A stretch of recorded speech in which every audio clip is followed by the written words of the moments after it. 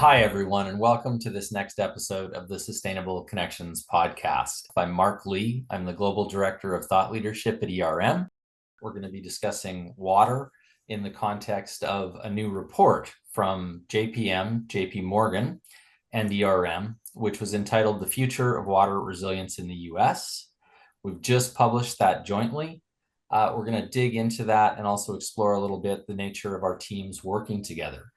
To do that, I have four people with me today, two of them from JPM, two of my own ERM colleagues, and I just want to bring all your voices in and get you to introduce yourselves to our listeners so that we can get rolling.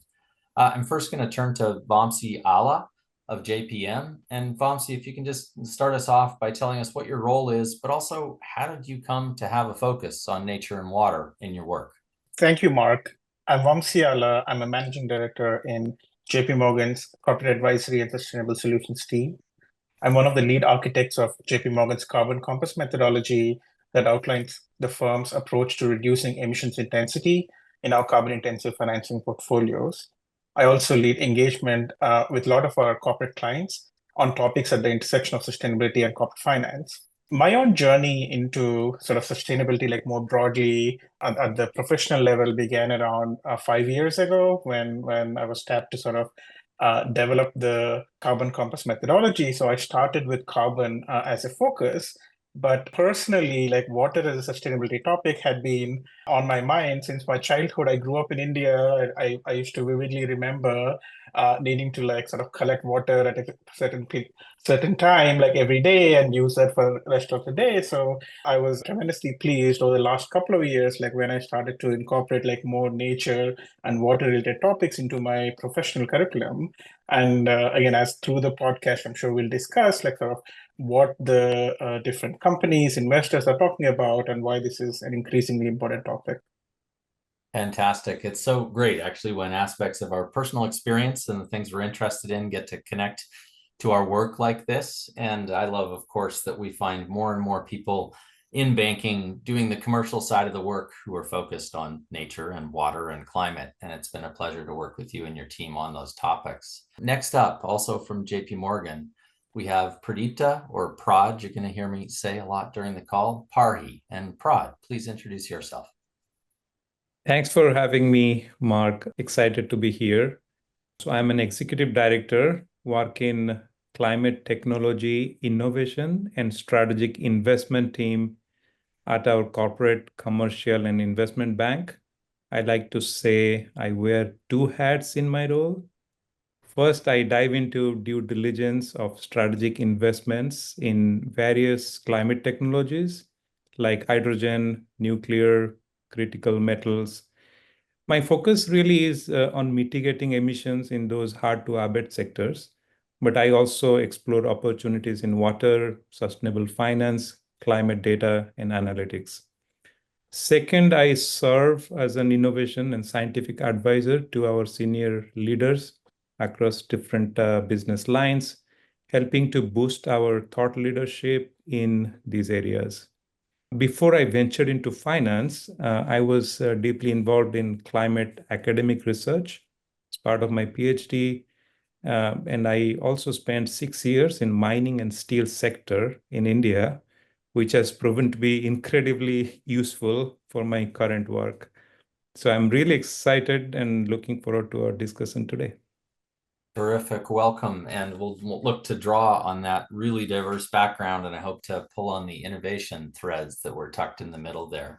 My own colleagues from ERM, both Tess Jeriel and Matt Haddon with us today. And Tess, can you take the mantle next and tell us a little bit about yourself? So my name is Tess Gerald, and I'm a senior consultant on the Water Resources Modeling and Climate Change Group here at ERM. Before coming to ERM, I had kind of more of a technical background. I got my doctorate in environmental engineering with a focus on water resources engineering.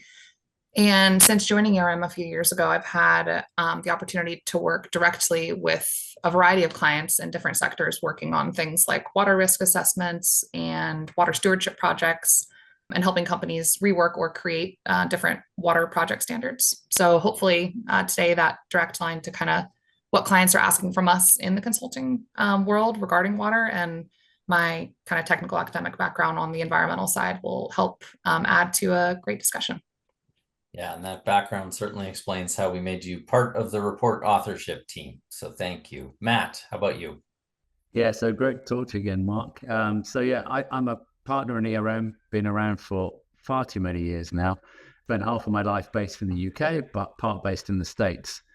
I've been leading on nature and water in ERM for the last couple of years. And before that, I was focused on climate, which is in fact was when we met Vamsi and team, because we bumped into them at a very propitious time when they were starting to really get serious about that carbon compass methodology. And I'm glad to say we've worked with them throughout that. And it's great that we get the opportunity to work together on water, because I think we both see that there's a real shift going on amongst the corporate world in America, as well as elsewhere. I just got back from the biodiversity COP down in Cali, Colombia, and it's clear that the whole natural world is becoming a significant focus for a whole bunch of different clients.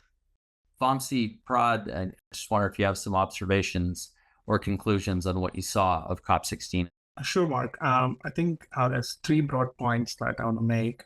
I think first, COP16 reinforced the importance of connecting with the clients and communities to better understand sort of what needs and what solutions like they need. Then second, I think it's important to understand the client demand for products that embed nature and biodiversity. And we should be able to use a lot of the framework that has been built around sustainable finance that's been like funding in green transition to leverage that for nature and biodiversity. That's the second one. And then the third point I would note is there's a lot of focus on how to increase the bankability of the projects in the space, right? So we need to get the financial sector and the project developers thinking on sort of leveraging these frameworks to improve that, so that we can have more capital and finance flowing into the sector. Can I just add as well, to your point, Vamsi, about seeing the signs of building on previous momentum? One of my takeaways from Cali was that lots of conversations I was in, all the way through to some very senior ones, including the guy that runs WBCSD, lots of people were saying, isn't this a single agenda? Isn't climate connected to water, connected to biodiversity, connected to desertification, which is the other often forgotten COP? So I think there's a growing realization that it's all connected together. I think incredibly true. And Prad, anything to chime in on the COP16 perspective about interconnections or otherwise? Yeah, I was trying to actually speak with some of our colleagues who went there to categorically find what was really discussed about water. It's a little disappointing that we didn't get much to talk about water, although we kind of highlighted in the paper, like, the green water, which is kind of the main source for nature, biodiversity, is already crossing some of our planetary boundaries. So that's disappointing. But I got a almost fiction-like case study. Apparently in a drought region, there are elephants who were trying to dig in and break water pipes to get water. And that actually created issues for insurers and bankers for kind of funding water infrastructure.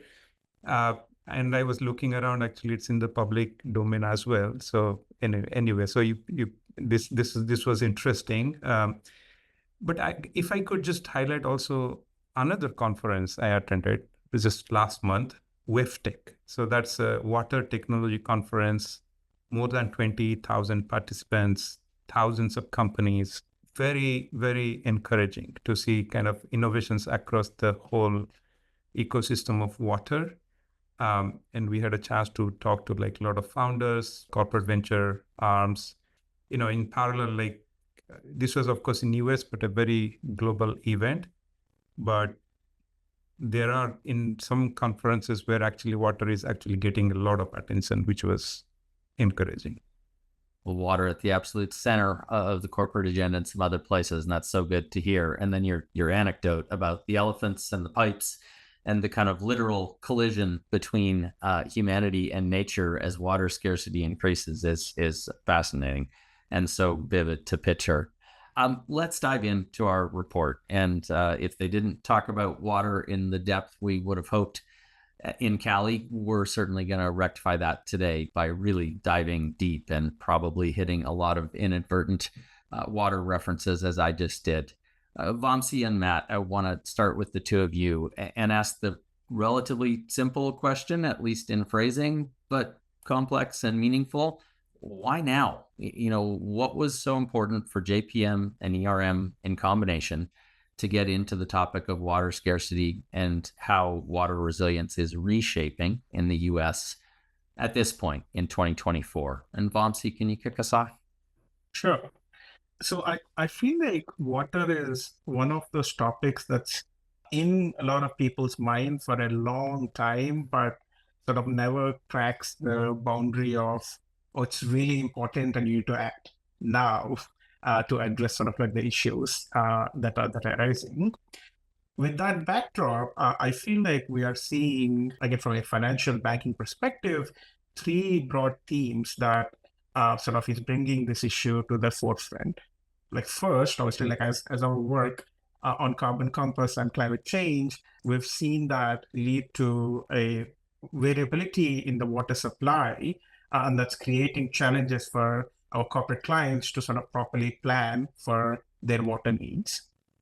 And the second issue is we are seeing a huge onshoring effort into the US, where the manufacturing investment is going up, and typically like those industries like are heavy like water consumers. And third, with the advent of AI and the data center growth, which need like water for the cooling use cases, the expected growth in that area is also bringing a lot of focus on sort of the water usage for those companies and the use cases.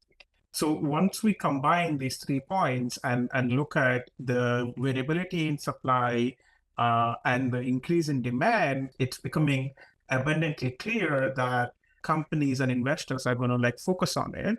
And as again, primary intermediaries between companies and investors, we felt like we should develop a voice. And obviously, like having done a lot of work with ERM previously, like we thought we would partner with ERM in developing that voice and going and talking to different stakeholders. I really thought it was interesting, Vamsi, how you started with the 3 separate points and then combined them and kind of scaled their impact. And Matt, I'm going to turn that over to you, whether you have 3 more points or want to talk about what happens as those issues collide. Why now? Why did we dig in this way on resilience at this time?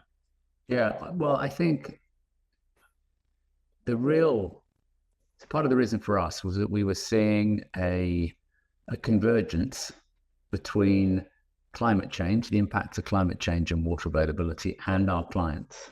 The world of water has been a potential stress point in the world for a long time. I mean, there were books written about water wars years ago. We had that terrible movie, the Mel Gibson movie, which was all part of that same thing. So it's been part of sort of popular culture for some time, but nothing's really happened.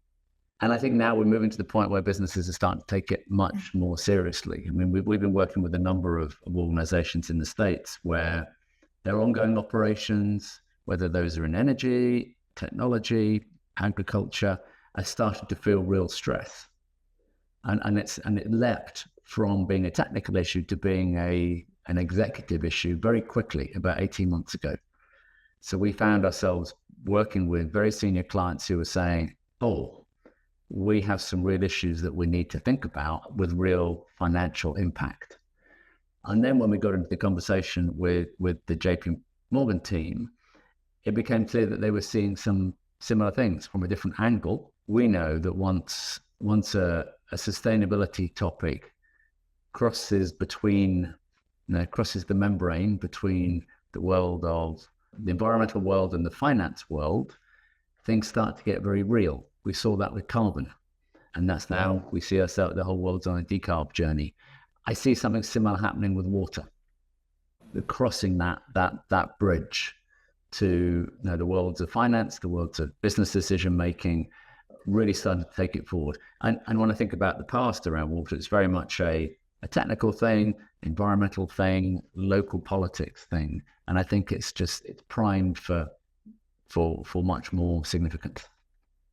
Yeah, no, and a few things I hear from both of you, right? That there are these connections to the developing climate agenda. Matt, your last point separated it out in an interesting way that water, of course, is so hyper local. The impacts of the onshoring moment that we live in, that we are scaling manufacturing of different types all over the country, but also in regions that are already water scarce. So it almost doesn't matter how efficient the new ad there is, it's incremental growth. Want to get into some of what the report explores more deeply. And Prad and Tess, maybe this is a good chance to turn to the two of you. Love to get into some of the key findings. So under the umbrella almost that Vamsi and Matt just popped up of scarcity, onshoring, manufacturing, climate impact, what else did we learn at kind of the next level down? And Tess, maybe you can start on this one, please. Yeah, sure. I think one interesting thing that we saw in the US specifically that both Vamsi and you, Mark, already kind of touched on a little bit is the growth of those really water intensive industries that are occurring in areas that are already considered to be regions of high water stress. So for instance, we found in the US 6 of the 11 semiconductor manufacturing plants and about half of the 50 or so proposed hydrogen gas facilities, which are all really water intensive industries, are located in regions that are classified as high or extremely high future water stress. So I think that kind of led us to ask the question, like conceptually, like why are these water intensive industries not seeming to take account of long-term water availability in their decision making? And what steps can companies take to avoid situations like this?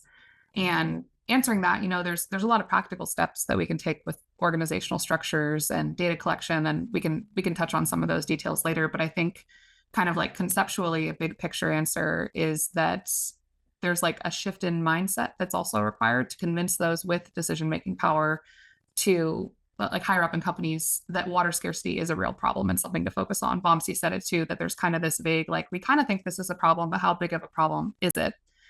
And we're hearing that from our clients too, people saying we want to implement these strategies, we want to adjust our framework, but this kind of historic precedent of water being this infinite and cheap resource. There's decades and decades of water's always been there. It's always been available. We've never had problems. So there's no structures in place to kind of facilitate these changes that need to be made because it's so ingrained in the company policies. But, doing this paper and looking at all these instances, you really can start adding them up, like Matt was touching on, about all these stories that are causing companies to have more stress and urgency to address them. You see things about communities running out of water supply and industry being blamed, or groundwater table decline is another like hot topic of resources becoming limited. Curtailments that happen in the face of like unprecedented severe drought events, or we're seeing more like regulatory policies to pop up that maybe like disincentive fees or limitations on the amount of water that you can be permitted for certain uses. I think that we were seeing that the more that those kind of events are occurring, the first step is to even convince companies that this is a problem that needs to be addressed, and it should be at the top of your priority list. And then once you convince them of that, making the business case for it and kind of tying back into the financial side of things seems to be an avenue that could potentially work to address some issues. Great start, and pieces I want to pick up and follow up. But Prad, I think first I'll come to you and just, which findings would you highlight at layer on, and then let's see if we can tie them together a little bit. Yeah, the most interesting question was that, we are kind of recognizing that it's critical, but then why there is no action, right? We kind of highlighted that, water infrastructure is such a long duration asset that most of these assets were put up 50, 100 years ago, right? And suddenly what is going on for last 2 decades at least, most of these assets, we realize that almost reaching their kind of lifespan. So that brings one aspect of the risk to the forefront. And top of it, as Vamsi and Matt and Tess already highlighted, the climate volatility is making it even worse. But then the second challenge is like, okay, now we recognize that water is critical, and why don't we do the required investments, right? So that's what we kind of go around and try to highlight, that where are those pockets of investments need and who can provide those funding. So our thesis is that the problem is already getting to start, like people are now recognizing, and you see like recent government support for infrastructure, public finance. But the challenge, the magnitude of the need for financing is so great that we propose that the public financing is not enough and we need private sector. And there are the research already suggesting that when you actually bring PPP, public-private partnership, the projects are more efficient and more cost-effective. We have highlighted, in the magnitude of 90 to 100 billion per year of investment required just to maintain the service quality as such. And then that will grow up to 150 billion. So if you are considering over next couple of decades, we are talking about more than $1 trillion of capex. So yeah, so these are kind of interesting times, and we of course go into deep, like how VC, private equity, infra funds, public markets are responding to different parts of the supply chain. And we can get into more into the roundtable we have had, where we actually brought all the stakeholders and discussed like who sees the risk opportunities from their unique lens. And yeah, I'm just trying to remember the specific numbers from the report, and you're just hitting on that 90 to 100 billion prod and used, I think, the word maintain. But can I confirm that's actually the gap, right? That's the current shortfall in needed investment every year to just maintain the water infrastructure that we have? Correct. Yeah, so much to do. And when I listen to the things you and Tess laid out together, it seems that it's so much about where these issues collide, right? The US economy has been a marvel in recent years compared to most of the rest of the world, and it's continuing to enjoy really significant growth. Some of that growth is happening in water scarce areas. Some of it is high water demand. Those industries are also changing incredibly quickly right now. I'm sure that folks in the data center world who are listening to this would say, well, our evaporative cooling technology was highly water dependent, but look at what we're bringing online in terms of air and especially liquid cooling technologies and where they'll move us. But we need a whole bunch of that kind of innovation over time to move forward. Prad, you mentioned the event that we hosted, and I think we can maybe unveil what that was to folks who are listening and make it make more sense. And also use that to talk a little bit about what we maybe hope that JP Morgan and ERM clients will be able to do with the information in the report. So Vamsi and Matt, if I can come back to you, and Matt, I'll start with you here to say, what was the consultation that we held in New York at Climate Week as it was? And what kind of reactions did we get to what was then a draft version of the report? We had an idea that we would publish the full report in New York for Climate Week, as you say. And we decided, whether we realized that there are some really, really well-informed people that play in the financing of water space. So we pulled them together at JP Morgan's office in Manhattan, 20 or so people, to really test our initial thinking that you see now represented in the paper. And it was really interesting to me for a couple of reasons. I mean, the group was made up of 3 or 4 guys who have been playing in the water space for literally 2 or 3 decades. So they've been there, seen it, and have incredible insight. We had a similar sized cohort of people who play in the water technology space. We had 5 or 6 people from a mix of big asset holders, the big pension fund, the major asset houses. And then there were 3 or 4 players in the finance space who are rating agencies and those sorts of players who are waking up to it. And then a couple of people from industry as well. So it's a good mix of perspective. And I found it particularly interesting because the people who have been playing in the space for a long time were kind of going, we told you so, and now it's getting real. The technology players are getting very excited because they now see the market blossoming in front of them. Industry had some perspectives about what they were seeing. The most interesting thing to me was you could see the awakening happening in front of us from the big asset holders and the ratings agencies, because they were like, I hadn't really thought about this. So there were all these perspectives around the paper, huge support. I asked them a very simple question at the end, which was, okay, we think we're onto something. Do you agree? And they all said, absolutely. Now is the time to take this very much more seriously. And to your point about the ratings, I think it overlaps the comments about Cali in COP16 that yes, some ratings cover water. There's, of course, CDP water in particular, but mostly we have broader sustainability ratings and ways of assessing financial related risk and water that don't go that deep on this particular topic yet, but we sense it's coming. Vamsi, what would you add about the event and the reaction there, but also just about how JPM and clients might be able to apply some of the learning from the report? Yep, I totally concur with like sort of Matt's takeaways there. The really sort of people who had spent decades on the topic in water, and to have hear from them, or as a group like discuss what the current challenges are, were obviously like very fascinating, and hopefully like reflects in the paper that we've put out. From a client engagement perspective, I would again sort of bucket those into three. I'm sure you might be seeing a pattern here. I always like try to put things in three.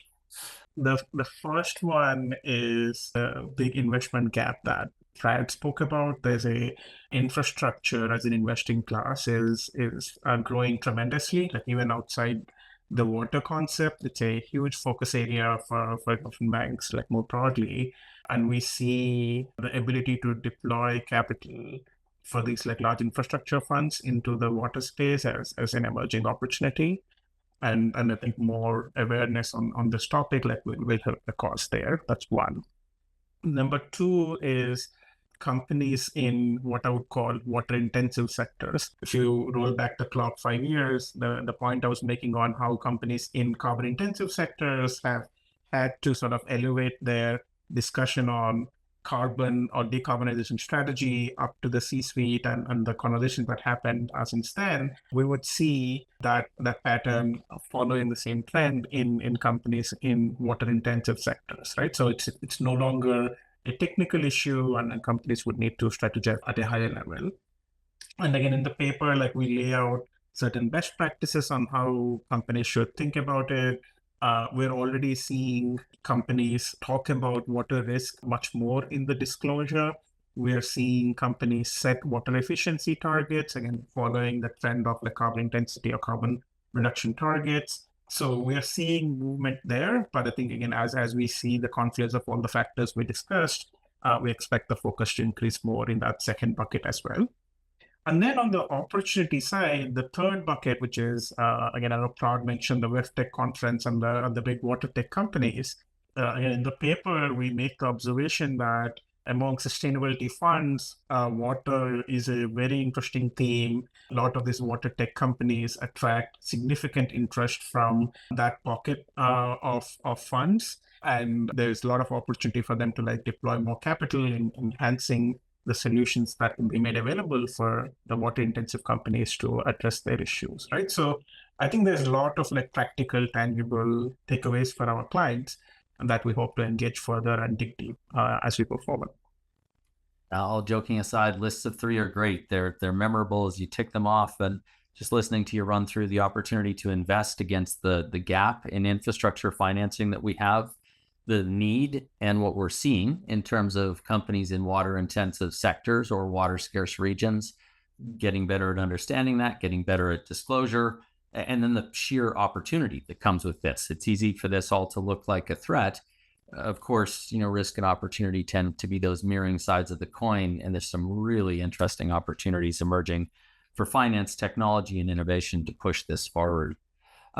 Tess, kind of connecting to that, I'm wondering what you can tell us about the degree to which the research and the report found that corporations have got good water management strategies in place.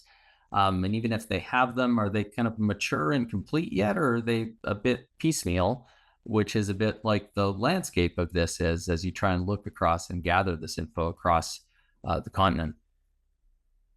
Yeah, so we see quite a range of the development of water risk management strategies, at least in our clients at ERM. There's some companies who are really ahead of the game. They've already set reduction goals, they're implementing water management strategies, getting their assets in line with the AWS standard, and they sometimes just want our help, implementing a strategy that they already have. But a lot of our clients are in the early stages of developing water strategy and are looking for kind of help setting those frameworks. Some of the companies are, we're seeing them opt for an all-in approach from the beginning, where they're asking for help rewriting their water standards from the top down, creating robust frameworks for water management across their entire portfolios, and really kind of diving in and investing fully in this, because they've already been convinced and made their own internal business case for why this action is good. And others are still a little bit kind of nervous about fully diving in and investing in something that is so kind of new, and changing that historic mindset of water has always been available. Why are we going to invest millions of dollars in this? And those people or companies that are a little bit more tentative are asking for us to pilot individual site assessment, so they can kind of just dip their toe in before committing to more extensive adjustments. And to answer your question about, the maturity and whether or not those frameworks are prepared for potential challenges of water scarcity. Again, there's a range. There's some companies that are doing really, really great, kind of really robust methods to track their water use and create risk frameworks. But one, just to touch on what the kind of errors that we do see in the standard way that people are looking at risk, there's kind of two key ones that I've seen talking to clients. And one is only focusing on kind of single basin-wide global water balance data sets. A lot of companies will look at tools like WRI Aqueduct or the WWF risk filter, enter their location and say, all right, here's my risk there, and I'm going to treat that as truth. And it's really convenient, and that data is useful and helpful and wonderful as a screening tool. But there's been case studies that we have shown that it shows it misses a lot of key information when you only focus on the basin scale of water risk. So you could completely miss all these different elements of risk.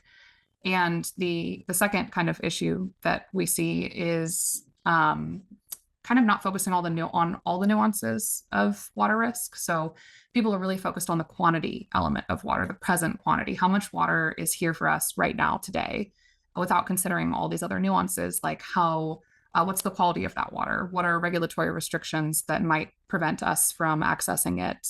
What are the potential reputational impacts on our company of selecting this water source? What does community local supply look like? That sort of question. And then beyond that, there's another third layer of a temporal aspect to all of those. So you can't just focus on your present day. You also need to make sure that you can get enough water and are managing it sustainably into the future. So what do population growth rates look like throughout the entire lifespan of your project? Is industrial water use in your region static, or is it growing linearly or exponentially? How might, changing drought reduce future availability? And I think some companies kind of miss that aspect of all these secondary and tertiary layers of water risk by not fully kind of elaborating on those risks in their own existing frameworks. Really intrigued by the comment in the middle there, Tessa, about seeing water in so many different ways, that, quantity absolutely important, but cleanliness and, the temporal aspect, everything else, that we need companies in developing these strategies to take a multifaceted approach. Prad, I wonder if you see these issues of risk and strategy similarly, a little bit differently from where you sit? I think just going back to a little bit what Tess and Vamsi Matt reflected from the roundtable and all this discussion, I would rather highlight a couple of surprises. Tess already alluded that the quality aspect is not fully recognized, or the risk is not fully priced in. So I think the kind of main hot debate there is the new regulations around something called forever chemicals. So we have highlighted in our paper, the liability can be big numbers. And, these were all regulated part of like just how you treat before dumping the water as part of your industrial processes. But the regulations is catching up to actually the health related impact research, which are every day discovering new kind of risks.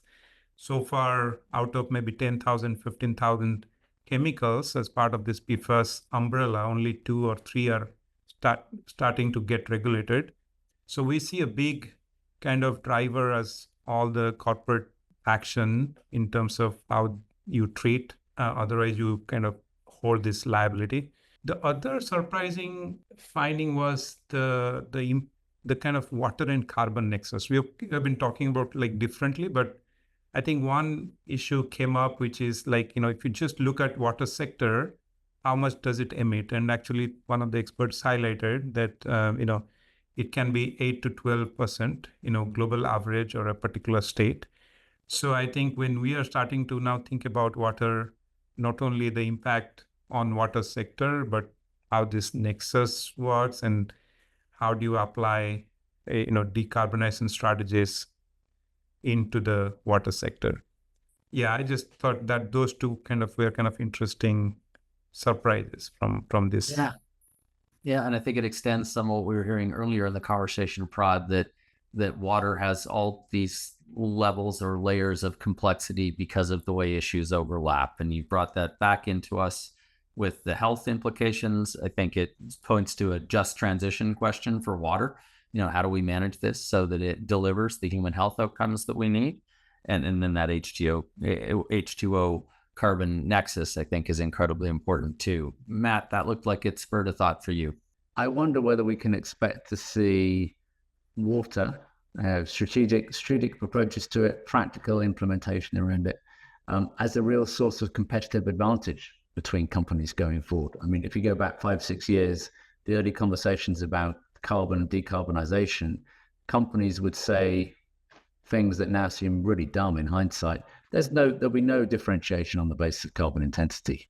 And now there is absolutely differentiation between energy producers, between energy consumers on the basis of carbon intensity. I'd go so far as to say, I think we'll see the same for water.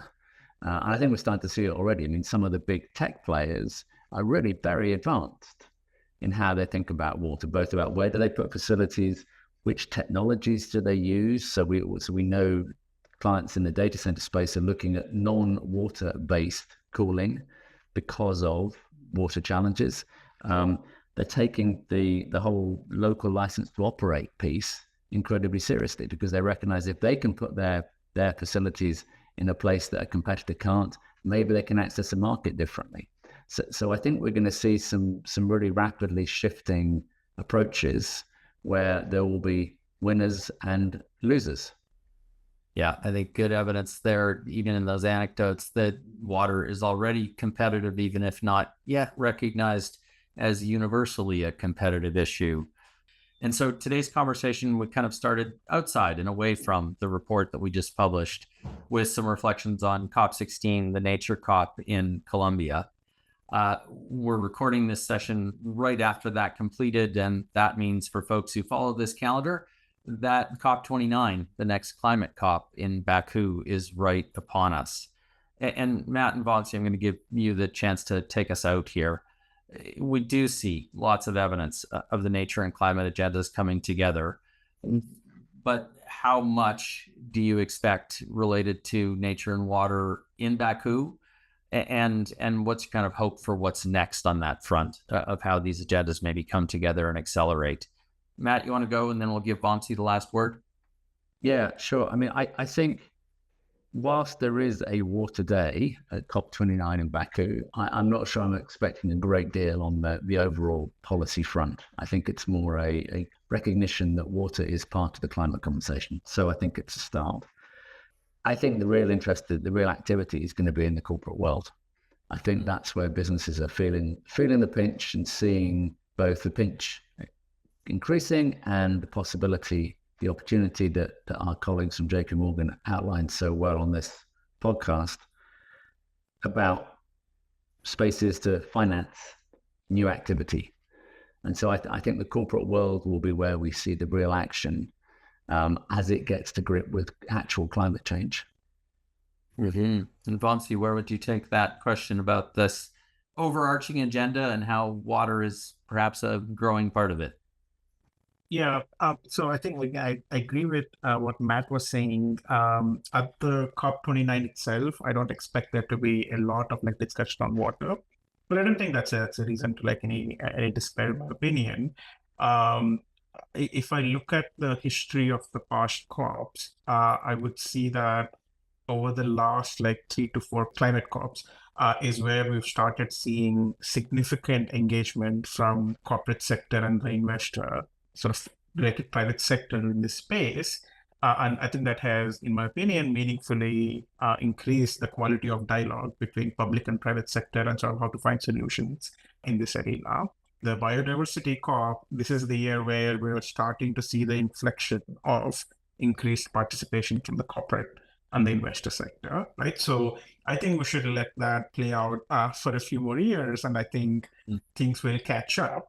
Or that's the hope. And I think even in our paper, we highlight this trend, right? Like where the water topic is lagging the carbon topic by 3 to 4 years. But there's a lot of like interesting nuanced differences. But the key one that I would like to think of is a lot of investment that happens in water tends to benefit the local areas immediately. You go build like more infrastructure in a particular area to improve the quality of water or increase supply, you will see the benefits immediately, right? So I think I see, again, as an optimist in the same here, I see all the signs pointing to increased interest from corporates, increased interest from investors in the space, and that water will get the right share of interest and focus going forward. I think it's a really nice note to go out on, Vamsi, that as big as these challenges are, I perceive this too, that the water and nature maybe have